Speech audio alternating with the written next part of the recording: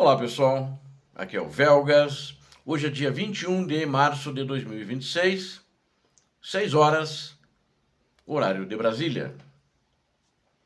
Drones humilham orgulho russo. São drones ucranianos, é claro. Prepare o seu coração. Hoje você vai ver a queda de um gigante de 16 milhões de dólares abatido por um simples drone que deve custar 5 mil dólares no máximo. E vai ver também uma carnificina acontecida entre os soldados russos que deixou 5 mil baixas em apenas 72 horas ali no teatro de operações. A Ucrânia está moendo o exército invasor russo. E nós temos os detalhes que ninguém te conta. Não fique de fora dessa resistência. Dê um like, sente o dedo no like, inscreva-se, aqui você vê a verdade. Comente essa vitória que a Ucrânia está tendo aqui embaixo nos comentários. Eu conto com vocês. E compartilhem, é muito importante. Vamos lá. O que aconteceu na direção de Pokrovsk foi um tapa na cara do Kremlin. Os heróis do batalhão Predadores das Alturas, da lendária Brigada de Assalto número 59 ucraniana, provaram que a tecnologia e a coragem vencem o dinheiro, vencem grandes armamentos que custam muito caro. Eles localizaram o temido helicóptero de ataque KH-52. Para a Rússia, o KH-52 é como se fosse uma versão russa, guardadas as devidas proporções. O KH-52 é muito menos do que o Apache, né? É como se fosse o Apache, a versão mais moderna dos Estados Unidos. E essa máquina custa 16 milhões de dólares. Os ucranianos caçaram com drones e mostraram que é uma presa indefesa. A tripulação báltica usou um drone FPV, a tripulação báltica ucraniana. Esse grupo que fez o ataque, eles têm o codinome, o apelido, né, como queiram chamar, de Báltica. E um drone de fibra ótica. Então ele foi monitorado com fibra ótica, foi em cima, dentro desse jacaré que eles chamam. O apelido do KA, é jacaré. Desse jacaré russo em cheio, perto de uma localidade chamada Nadiivka, ali em Donetsk. O gigante de aço teve que fazer um pouso de emergência forçado. Era um drone pequeno, não era grande. O que aconteceu? O desespero tomou conta dos russos, veio outro drone, finalizou o helicóptero no chão, e aí a tripulação fugia a pé. Foi apenas uma tentativa, porque, como ratos, os pássaros dos magiares do comandante Braud estavam lá, ninguém escapou. É a segunda vez que a 59, né, essa brigada, humilha a aviação russa. O recado está dado, eles já derrubaram um outro helicóptero da mesma de KH-52.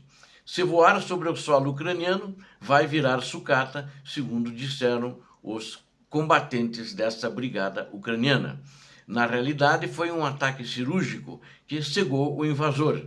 E não parou aí. Enquanto os helicópteros caíam, o Estado-Maior ucraniano, ele desferiu um golpe mortal na infraestrutura dos russos.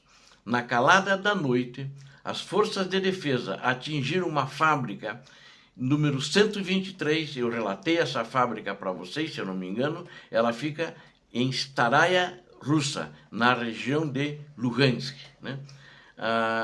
O alvo, a preciosa aeronave A-50 de alerta antecipado. É um radar, é um avião radar muito poderoso. Ele seria, guardadas as devidas proporções, ele é acredito, de capacidade menor também que os Hawks americanos.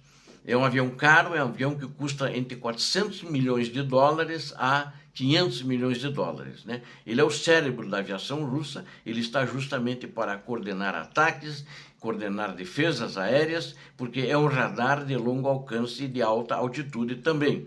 É o cérebro da aviação russa, e lá estava ele, vulnerável, aguardando reparos e modernização nessa região. Então, é mais que um prejuízo bilionário feito por drones. Esses drones são um pouco mais caros, que são drones maiores, que atacam instalações, refinarias, mas também não chegam a 400, 500 milhões de dólares, como é o custo desse avião, que foi, alguns dizem danificado, outros falaram destruído. Na realidade, ele não está operacional. Ele não pode voar, mas ele tem que fazer, se for como é que eu diria, ele vai ter que fazer reparos muito mais profundos. É mais um prejuízo bilionário para Putin, né? E tem mais a usina metalúrgica de Auschwitz, que fabrica o aço blindado, e as ogivas que matam inocentes também foi atacada, explodida e incendiada pelos ucranianos. A Ucrânia está cortando os braços e arrancando os olhos do monstro que invadiu a Ucrânia criminosamente, ou seja, do criminoso que está lá fazendo crimes de guerra. O comandante em chefe, Alexander Sirski, não mandou recado.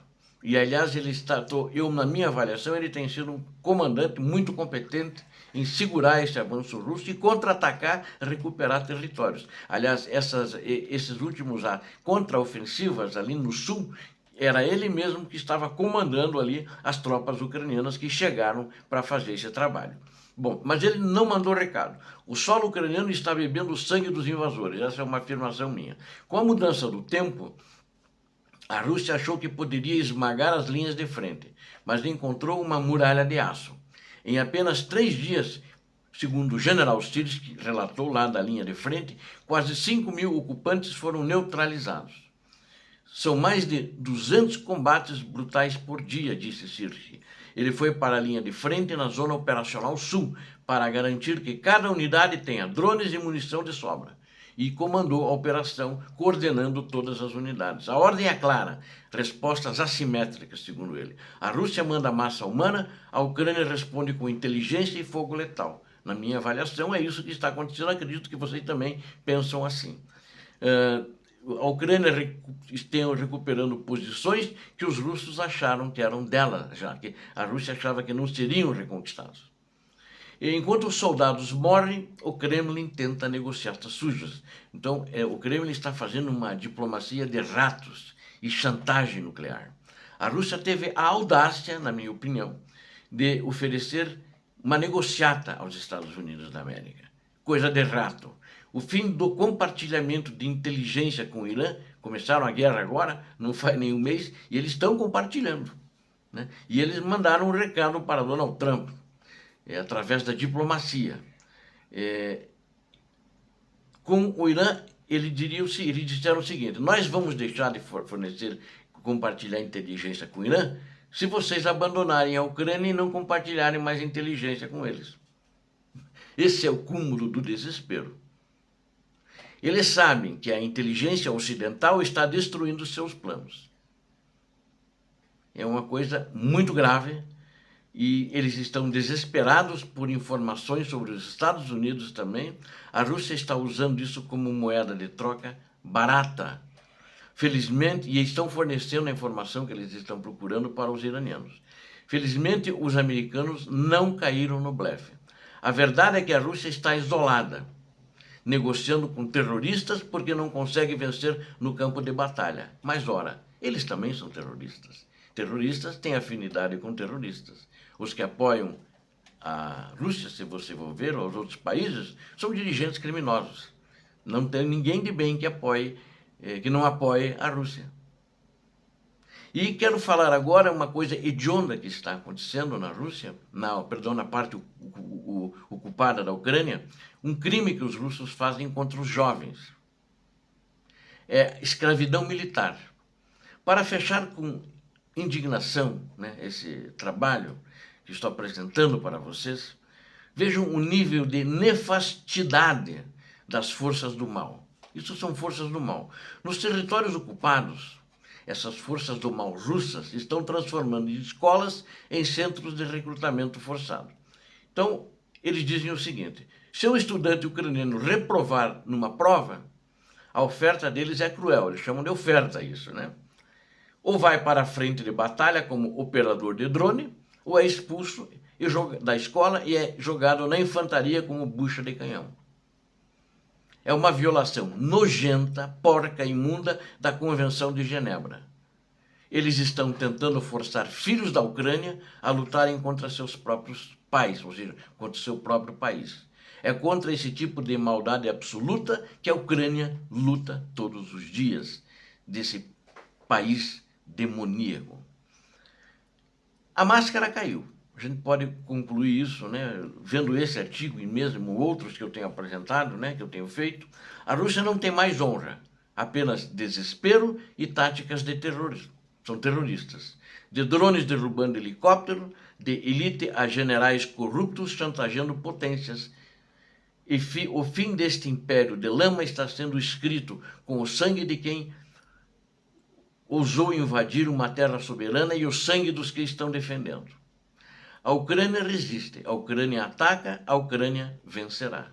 Obrigado a vocês que assistiram este vídeo, conto com vocês. Inscrevam-se no canal, Canal da Verdade. Deem um like, compartilhem com suas redes sociais, façam seus comentários, eu conto com vocês. Deus abençoe a todos vocês, Deus abençoe a Ucrânia, Deus abençoe o Brasil. Paz e bem, paz para toda a humanidade.